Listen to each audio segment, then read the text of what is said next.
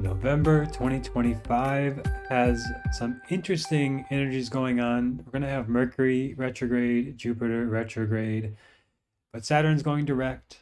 Mercury's going to go direct at the end of the month. So it's kind of a push-pull energy in November.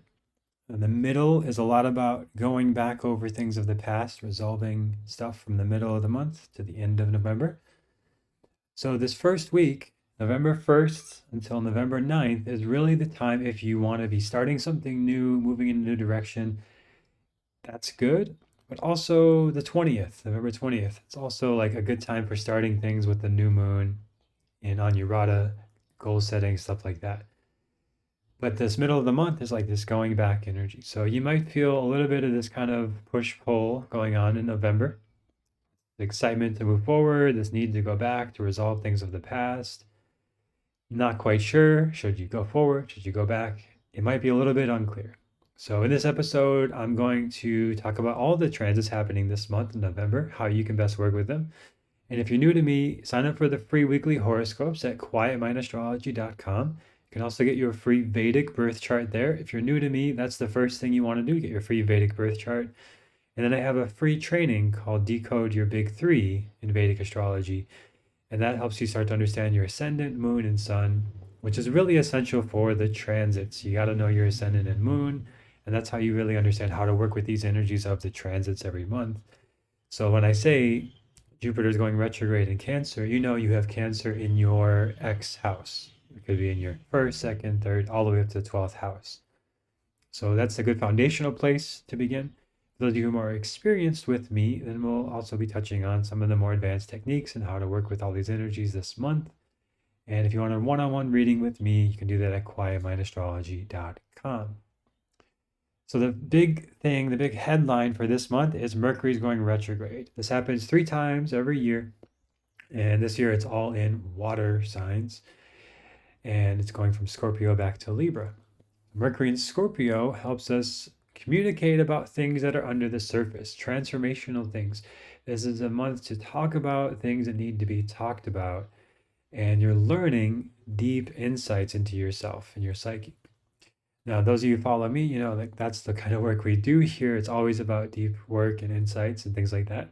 But especially this month, if there's like a psychological path you want to explore, astrology, anything that involves like going deeper into understanding the underlying mechanisms of things.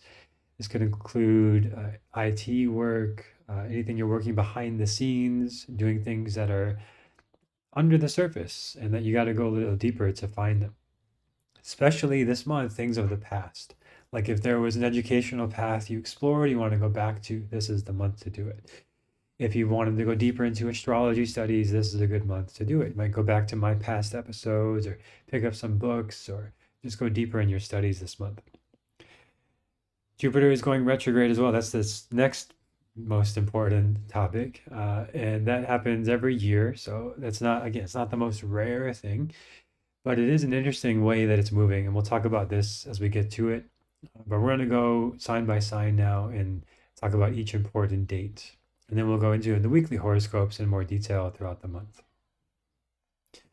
So the first important thing to talk about is where we're starting. On November 1st, Jupiter just moved into Cancer last month, so it's a sense of new beginnings, a new phase of life beginning for everybody.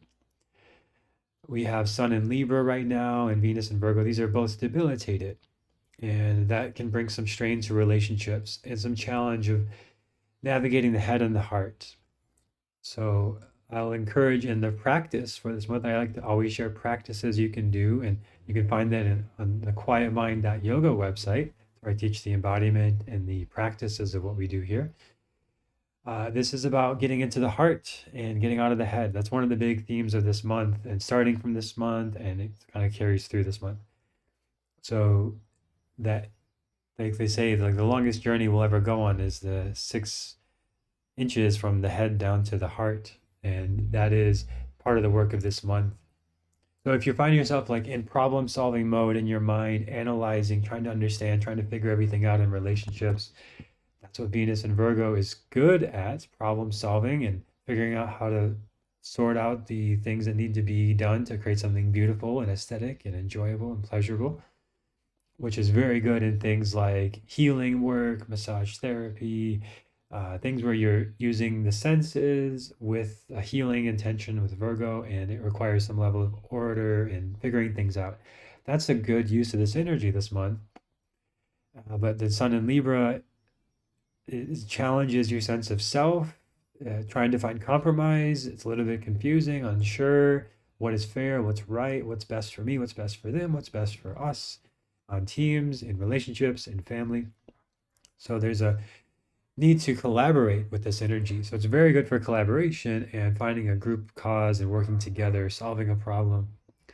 And with Venus as well, so this especially affects relationships. This is why I'm offering the relationship alignment program at the moment. If you're interested in that, check out quietmindastrology.com/relationship alignment. But this is part of the work of this month, is like finding a new balance in your relating, starting with your relationship to yourself and what is aligned. Now, I teach yoga as well. In the Vedic tradition, you learn yoga, Ayurveda, and Jyotish, Vedic astrology, all together. So alignment in the yoga terms is like, stacking your knee over your ankle, having your arms out in a T, or things like this, turning your hips towards the front of the mat. Right, these are very obvious alignment cues in a yoga practice. But in our lives, when I teach life alignment and the readings that I offer, it's like this is what astrology helps us do, is find our alignment of our path that we're on. And you're on your path when there's synchronicities, when you're in flow, when things are just happening spontaneously and naturally without much effort and friction. And when there is challenge and conflict, there's a space around it and there's an ability to respond rather than react. Because the conflict and challenges are inevitable, but when you get stuck there, it's showing where something is out of alignment and needs attention. Just like in a yoga pose, if like you're not able to find the alignment in a pose, you might have a tight muscle that needs some extra attention. And then you work out that tension in the muscle, and then you're able to align your anatomy in the pose. So in our lives, it's like working out the tension in the relationships, or in our health, our wealth, our finances, our career, whatever area of life it is. It's like you find the alignment, and like you might know you want to be saving this much money every month, or budgeting this much money every month, and you're not doing it. Something is out of alignment, or you want to be relating this certain way and your partner wants something else. There's something out of alignment in the dynamic, but usually you start with yourself and find where are you not in alignment with your true desires. Like if you don't want to be in a certain religion or spiritual path, but your partner does, and you're finding what is aligned for you and connecting to that, and they're finding what's aligned for them and connecting to that, and you find where is the place where you're both aligned, which is not always easy in a relationship. And again, that's part of the challenge of this month with Sun in Libra and Venus in Virgo. It's like there's work to be done there to work out the kinks of like making sure you're aligned to what's true for you, what's true for them, and then what is true for the collective, the couple, or a team, or a collaboration, or a group, or family, or whatever the pairing is or the grouping is. So these are some of the themes going on this month, carrying over from the end of last month. Long-term, Rahu's in Aquarius, Ketu's in Leo. So a lot of us are moving towards some level of identity shift, like ego death. The role you played, it needs to be updated. And I love improv comedy. I've talked about this a lot. Like when you do improv, it's like you take on a character, and the more you fully commit to a character, the more entertaining the scene is. And the thing with improv is nobody's really has to try to be funny. You just really fully take on the character, and then it has a sort of spontaneity and fun and flow and comedy to it that's like it just naturally arises.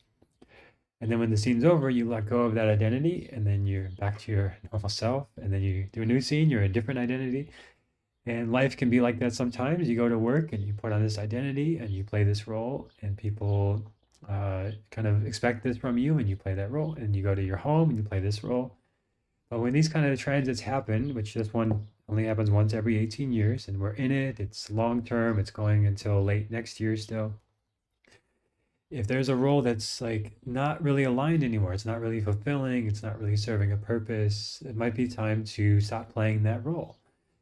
Or it might be time to really fully commit to the role you are playing. And like all the fun and enjoyment of improv comedy happens when somebody really commits to their role.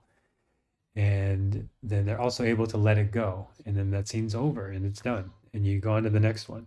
And life is like that sometimes where we play a role and then at a certain point that scene is over. And in improv, it's usually like when there's a sort of peak, an energetic peak of like the biggest possible laugh. There's nowhere else for the story to go. It's like it's done. In life, it could be it's just time. Like you just feel this sense of like completion, and like in theater or improv, like if you keep going past that, it's like the sort of interest and the energy and the sensation and the joy and the fun all just like peters out. And life has those moments too of ups and downs. So it's not like we have to try to always stay in this high sensation, but there's a sort of completion that you feel. And part of this K2 and Leo time for all of us is like just knowing where those things are happening, like where things might have reached a point of completion for you. And if you're not in that completion, maybe you're in the point of like just needing to fully commit to the role you are playing now. And it's like in improv or like in theater, like if you're not fully committed, like it just all of the energy's gone. Like it's not as funny, it's not as enjoyable to watch or to perform in. It's like you need that level of like commitment to really go all in and just like enjoy it and have the most fun, interesting experience.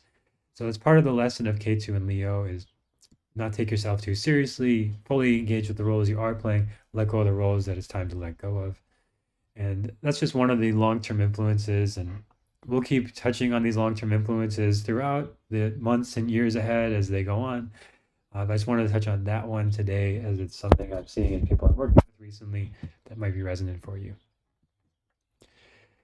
So right away, this month starts with November 2nd. Venus moves into Libra. So Venus gets out of debilitation, that challenge we've had with relationships. It gets a little more harmonious now, but it's with the sun debilitated.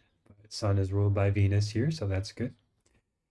So all that to say, throughout most of November, you might still feel some of these relationship challenges I mentioned, but you're moving towards more harmony now until the 26th, and then when Venus will go to Scorpio. So basically, these most of November, it's a good time for doing harmonious, beautiful, loving, nurturing things with relationships. Also, finding more beauty in your life, like if you wanted to redecorate or organize or clean up the flow of energy in your house, this is a really good time to do that. Getting some candles, some aromatherapy, music, a nice speaker, things like this to make your home feel more beautiful. Art on the walls, new decorations, new furniture, new design, rearranging. These kind of things are all very favorable this month. If there's any sort of artistic practices you like to do or expression, like music, dance, art, this is a great month to do that.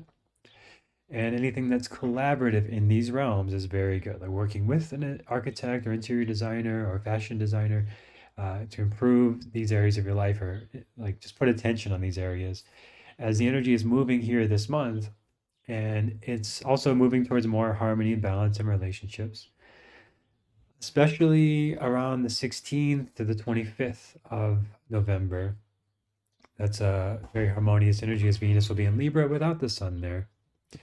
So overall, it's quite a nice energy, but it will end on the 26th. Venus will be in Scorpio to end out the month, which is very good for exploring like transformational work in relationship and transformational work through art and art therapy and things like this.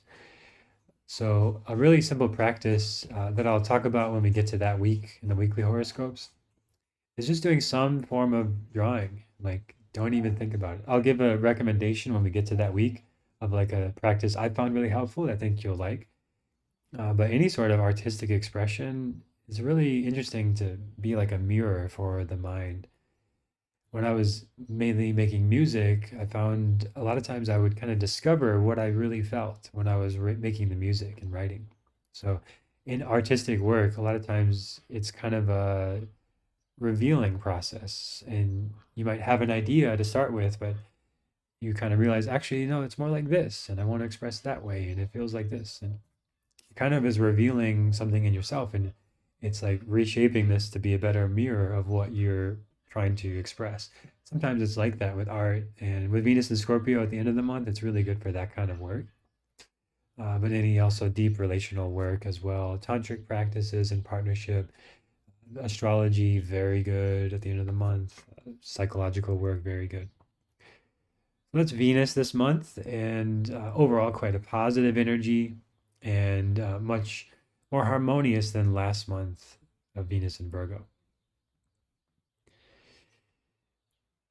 Next, we have the full moon happening on November 5th. And I'll get to the exact hour of this when the sun is around 19 degrees and the moon is around 19 degrees. And that is early morning Pacific time. So we're looking around 5 a.m. Pacific time. On November 5th is when we have the full moon at its fullest. So the night before, you'll be seeing that quite strongly on the 4th, November 4th. So you might be feeling a lot of this energy, usually the day of, the day before, or day after. So 4, 5, and 6, this full moon energy is very present in Bharani Nakshatra, which is in Aries. And Bharani is the symbol of a yoni. It means the woman who bears, and it's ruled by the deity of Yama. So Yama is the lord of death. And we use this word yama in the yoga philosophy of restraints, like having discipline. So part of this full moon, basically around this first week of November, is about what is it time to let go of, to end? What is it time to birth and create in your life? What is it time to celebrate? So I like to do these sort of reviews regularly, weekly, monthly, of just like what went well, what's going well, what could be improved. Very simple prompts. Nice to do around the new month or around the full moon to celebrate things, or the new moon to set more intentions. So full moon is usually a sense of culmination, completion. And it's like, what have you birthed this year? What have you created in 2025? What do you want to celebrate that you've done well this year?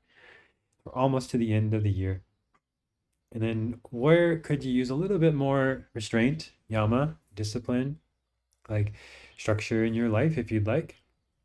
Maybe you want to have a different habit or routine in your life.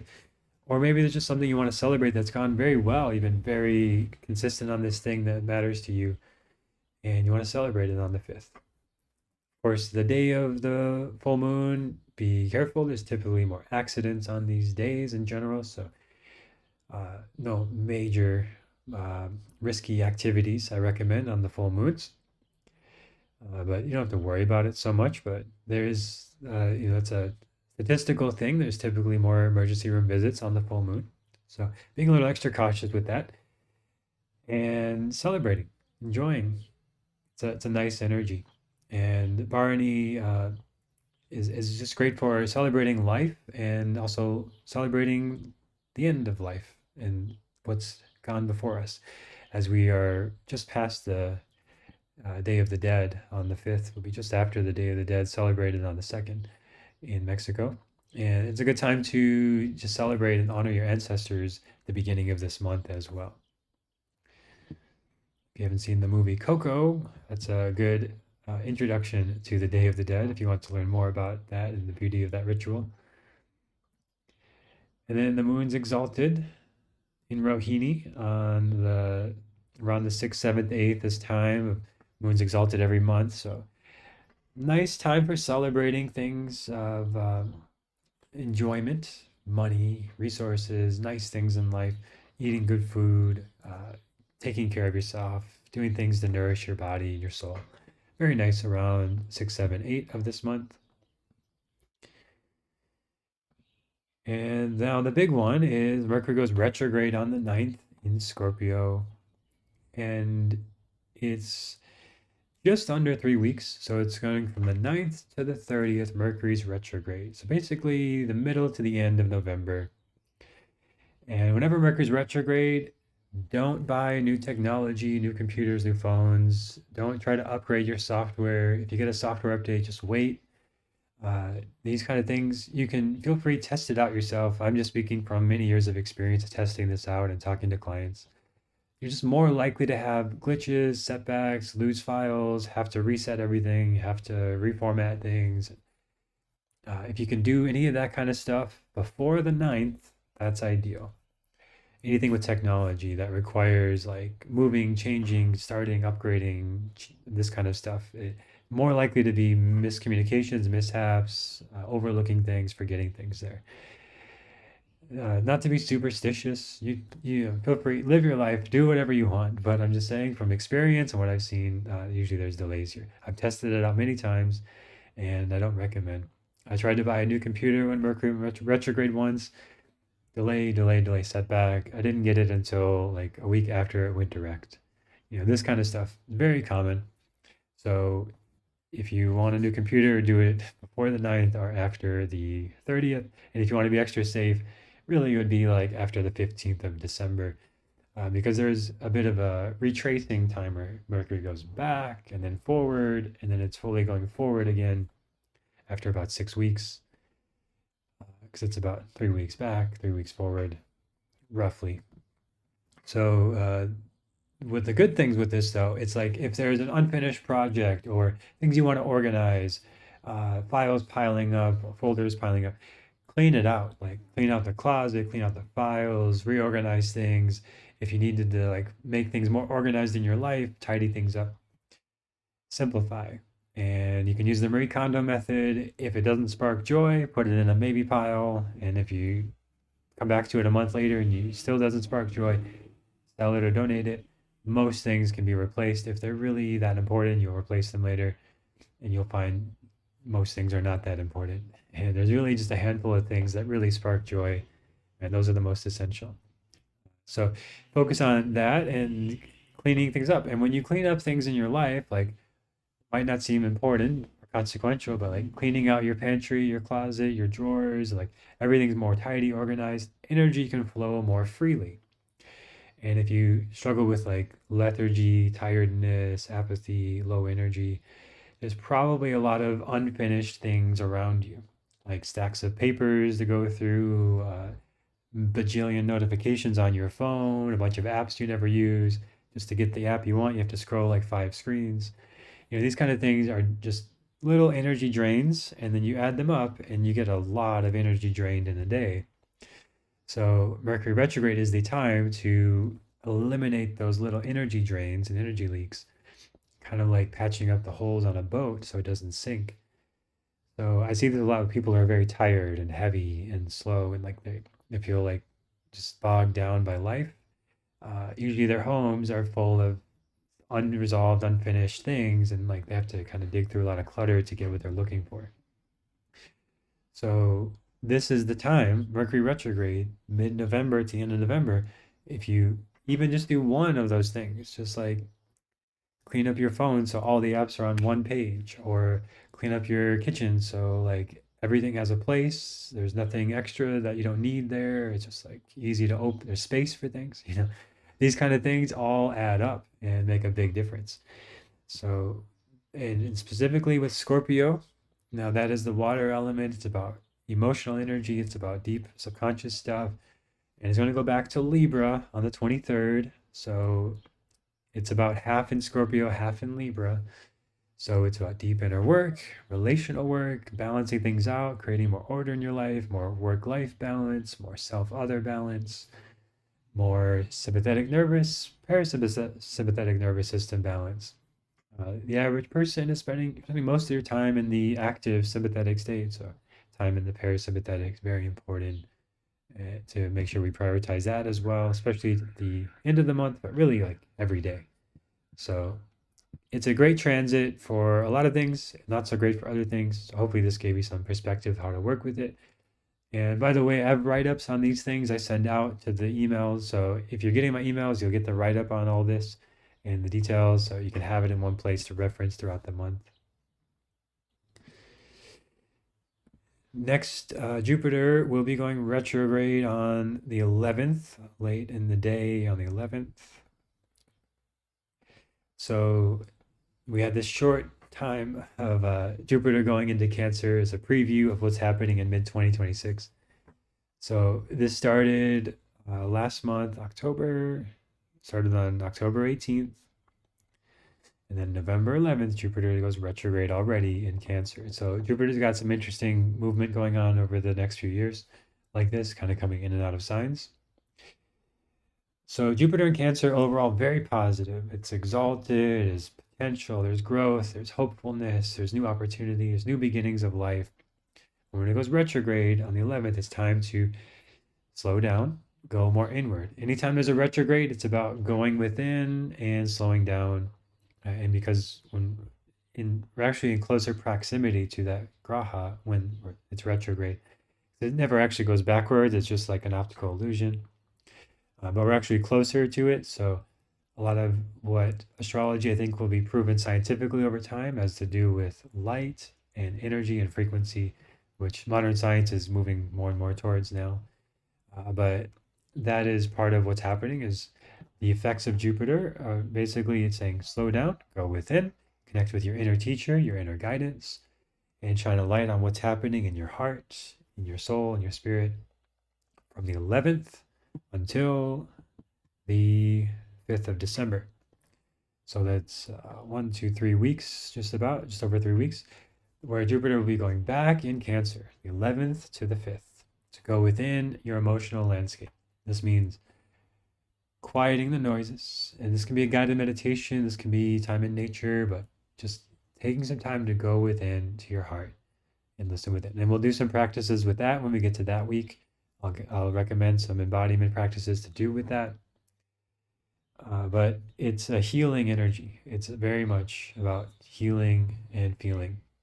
So we'll talk more about that when we get to it because it's going to go by kind of quick. So we want to make sure we utilize and harness that energy while it's there. It's also with Mercury retrograde. So both of these happening in that second week of the month is saying go within from the 9th to the 15th, especially that second week of November, time within. And I'll give practices to do that and guidance on that.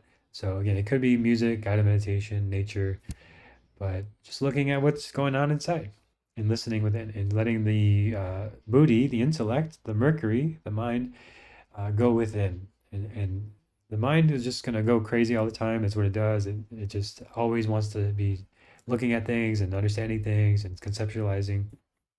But Jupiter, the intuition, the like higher wisdom, is just about shining a light on the darkness. It's not about conceptualizing, articulating, speaking it.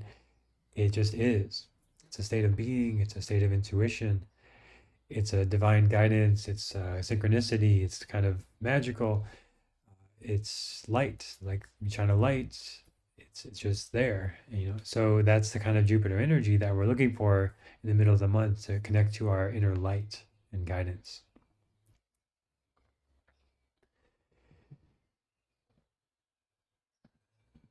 Next notable transit is on the 16th. Sun moves on to Scorpio, out of debilitation, into Mars' sign where Mars is. So this is nice yang kind of energy coming in at the end of November, second half of November. Now from mid-November to mid-December, it's good to take action in a way that leads to transformation and growth through action, like going to the gym, doing vigorous workouts, vinyasa yoga, running, just staying physically active is great. Being decisive, more pitta energy here, like being productive, decisive, focused, and on top of things, especially things that lead to inner work, personal growth, transformational work, as that's a big theme at this point of the month. So things like astrology are awesome for this, yoga, spiritual work, anything that's going to lead to bigger insights into yourself and transformational work. Then we have the moon joining up there to give us a new moon on the 20th. And we'll get the exact time of that around 4 degrees, beginning of Scorpio in Anuradha Nakshatra. And this is right around midnight Pacific time. Yes, it's right on the cusp there. So most of the US, it's on November 20th, right around midnight Pacific time. We have the new moon, new beginning. So that is a dark night Very dark night on the 20th. So again, with all this inward energy, very good for going within. And Anurata, new moon, new intentions, is about what do you want to move towards? What is worth being devoted to? Anurata means another rata. It's a devotional energy. So what do you want to devote your energy to? And when you fully commit, like I mentioned earlier, things flow a lot more easily than if you half commit and if you're not sure. So if you're not sure what about a particular thing, like I don't know if I want to commit to that, maybe I should, I don't know. Come back to like what is definite. Like, well, I definitely want to be eating this way or waking up at this time or having this friendship in my life or this activity. I definitely want that. So whenever you're not sure about something, like it helps to go back to what you're definitely sure about. Like I know I want to live in this place or do this activity or practice this thing. That is the time to like really get clear on what you're devoted to. And then the things you're not as sure about, you can maybe get a little more sure by focusing on what you are sure about. It maybe helps sort of clear the way, and maybe you don't need to make a decision on those difficult things right now. But there is a big invitation with this, all this Scorpio energy here around the 20th. So like 19, 20, 21, you're feeling this energy a lot. You have great potential for breaking through something that's stuck, of transforming yourself, creating new insights. I talked about this last week on the weekly horoscope with Mars moving to Scorpio. This helps things really get unstuck. And this is sort of the peak of all that, like shaking things loose on the 20th. Like now you move into new action, new direction, new intention, new clarity of your life. And it's a bold energy. It rewards bold action and decisiveness. So if you're not 100% sure, that's okay. You can focus on the things you are sure about, but you can expect greater clarity coming around this time. And one thing that could be helpful is just write out intentions at this time, and I'll guide us through that when we get there or on the new moon of intention setting practice for the new moon. And that's the stage for the next lunar cycle over the month. The next notable transit is on the 23rd, which I already discussed a bit, where Mercury goes retrograde back to Libra, back to resolving communication stuff. But it's a much more pleasant visit to Libra now than it was in October because Venus is there, and Venus is in its own sign, bringing more harmony here. Venus and Mercury work well together. And through Vishaka, again, about clarifying goals and intentions is a powerful energy here. And the symbol of a arch, a gateway of like in a marriage ceremony, symbolizes this end of the month is like you're moving through a big portal of life into a new phase.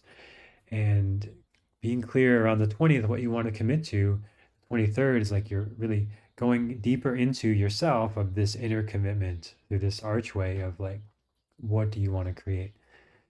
And if you're not sure, you could just write out a bunch of ideas and then just choose the top three and then the top one. And that's one way to do it. But it takes this time of like listening within. And you cannot outsource this to anything, especially AI. I think this is one of the big risks of modern times and mental health things and intuition and spirituality is like AI is very good at a lot of things, but it cannot replace your intuition and your insight and your inner work. And when you start to do that, you really can start to lose yourself in a K2 and Leo negative way of losing the self. So this second half of November, the 20th, the 23rd especially, is calling us all to go within to do that deep inner work that only you can do by listening. Somebody can guide you, AI can give you some ideas, but it can really all start to become noise that distracts you from that inner guidance and voice. And with all the retrogrades, like that's all saying, slow down, go within, listen to your inner guidance. The teacher you're seeking is within you, and me and other people can point you to it. And if I'm doing my job right, I'm helping you. I'm pointing you to it, helping you connect to it yourself, rather than pointing you to me. But I'm just saying, here's what's going on in the weather. These astrological forces, these sort of cosmic clock that we're inside of, is ticking away in this direction, and these energies are coming up, and that can maybe help you hone in on those energies in yourself and how they're moving for you, and you ultimately decide what to do with all of it. And every transit has the potential of positive, negative, or neutral expression. So all this Venus and Libra this month can be very harmonious for relationships. Mercury going back there can help us go deeper into insights into our relationships and our way of relating to ourselves and others. And then the 26th, we move forward, and Venus moves on to Scorpio and joins up with the Sun and Mars. So all this like action, passion, drive, energy, this is like adding fuel to the fire of what I talked about around the 20th of the new moon. Now you're moving into your goals, your direction, your guidance, and Venus adds this desire to love what you're doing and this connection to your desire, and you might find yourself wanting things a little bit more intense, a little bit more fast in your life, and some deeper things coming to the surface. So we'll talk about it when we get there, but this could be a good week for doing some shadow work, understanding the desires are not always coming from your best interest, and sometimes they're coming from addictions or coercion or manipulation or things that you think you should want. Desire will potentially lead to suffering and disillusionment and eventually to source and enlightenment.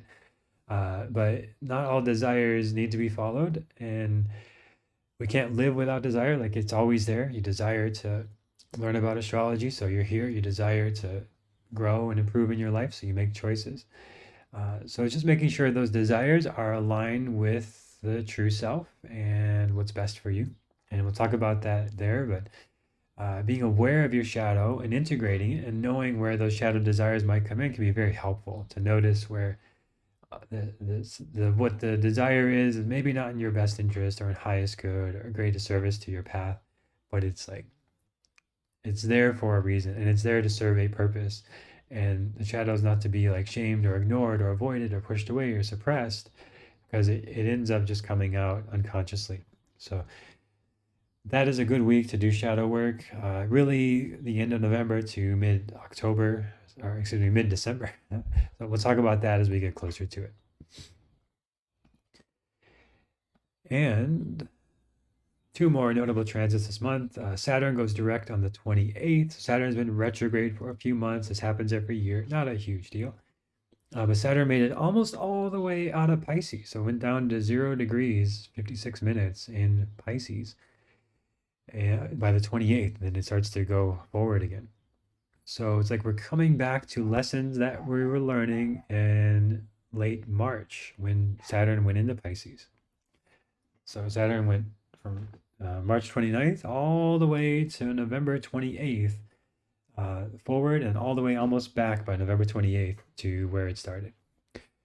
So the lessons you've learned through 2025 and Saturn in Pisces is about like breaking boundaries, expanding what's possible, having new perspective of yourself, new insights.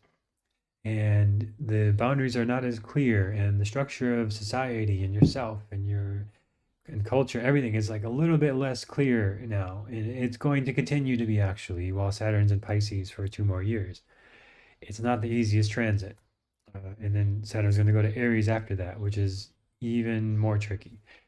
So this is about clarifying like what are the structures that really matter in your life? What really holds up? And one of those things to me is nervous system regulation, right? So it's like knowing when you're up and you're activated and knowing when you need to go down and relax, and knowing how to move between those two fluidly is one of the most essential life skills.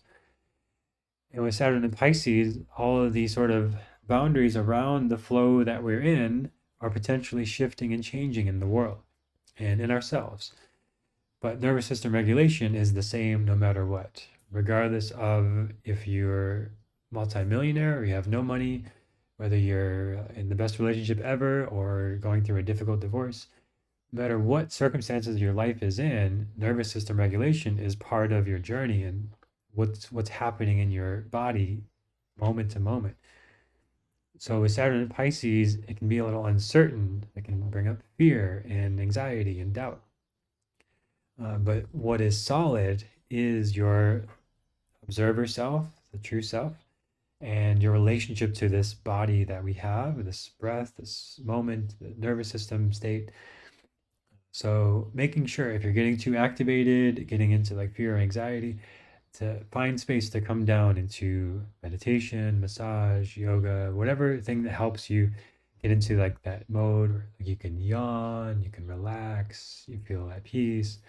You can find that in yourself no matter what external circumstances are happening in government, politics, any of that stuff. So that's a big part of this work as Saturn goes direct now. But we have all in November to finish that retrograde Saturn work of looking at the boundaries in yourself and the structures in your life. Are they serving you? Do they need to be adjusted? Are you finding space to regulate your nervous system, to do the things that matter? Is it all just go, go, go? Or is it all too loose and not enough structure? Where do you sit and where do you need to put attention with this Saturn in Pisces retrograde through most of the month? And then when it goes direct, is the power and potential to build something lasting. Whenever Saturn's direct for about 6 months, a year, that is a time where you want to be laying down the foundation and the tracks to like build what you really want to create. When it's retrograde, it's the time to be going within, to addressing the inner work, addressing subconscious fears, therapy, yoga, meditation kind of stuff where you go inward and reflect. Very favorable when Saturn is retrograde. Now it's direct, it's more about like building something outward, building a home, a business, a career, connecting with more people, creating gatherings, connections. If you want to build something lasting, that's great potential for building something more outward. When it's retrograde, it's like addressing the stuff that's less outward, more inward. You can still build things at any time. You can do all that stuff at any time. Saturn's retrograde every year, about 4 or 5 months, so it's not like that big of a deal. But it is something that happens that it's good to now throughout November reflect on the structures in your life and how you want to adjust them. And then the last thing, which again I touched on a bit already, is that Mercury will go direct to end out the month on the 29th. And that is late on the 29th. And Mercury is direct in Vishaka in Libra. So move forward into December with more of this forward momentum, and then really after the, well, actually no, just this. I'll just say that for now. But Mercury is direct now at the end of the month, so it's like moving forward in relationships with more clarity. And again, you're going through that arch of Vishaka and to this new level of mental clarity and direction and a stronger connection to your mind. But there is some space here to develop a new relationship with your mind throughout the second half of this month with Mercury retrograde, and what really supports your mind. One thing for me, I know is I love to learn, but I need to cap it, and I can be learning all the time, and then my mind is taking on all these other ideas and information, and it's not processing my personal life and my reality and integrating all that information. And that takes time. And it takes silence and space and to connect with the Jupiter energy of stillness and quiet and a calm nervous system. But Mercury likes fast and exciting and new and interesting. So this can be a time when Mercury's retrograde in the second half of the month to slow down and maybe not learn so many new things, but integrate the things you have learned and look within to the guidance and lessons of your inner guidance. And that is November 2025. So those are the major transits. Again, if you want a write-up of this, like every week and every month, I send these out. Quietmindastrology.com. You can sign up for the free newsletter. And then I'll be doing weekly horoscopes throughout the month, going deeper into these nakshatras and these transits and how you can work with them more specifically and practices as well. But the big practice I'll share to start this month for November is to connect with your heart and do anything that you can to do that. I'll give a suggested practice that I think is helpful. But if you notice you're in the mind, like the energy is up in the head and it's very active, that's the mind, that's the buddhi, that's intellect, Mercury, which is totally valid and helpful and a great servant, but a terrible master, as they say, as Einstein said. But we want to connect to the heart and imagine the heart is where we are thinking from. And in the Chinese language, actually, when you say mind, you're talking about the center of your chest. You're not talking about the center of your head. So it's an interesting thing in the Western world. Like we've put all of our thinking in the head, and we could just as much in some languages put it in the heart, and like that's where we're perceiving and thinking from. It's a different way to experience the world, and an opportunity with Venus and Libra at points in this month to do that. So that's what I'll invite you to explore this month. And you can check out quietmind.yoga and sign up for my Sunday self-care emails, where I send out practices to integrate the things that we learn here and the embodiment of it, which will be focused on working with the heart this week for November. Have a great month. Look forward to sharing more with you next time on the Quiet Mind Astrology Podcast.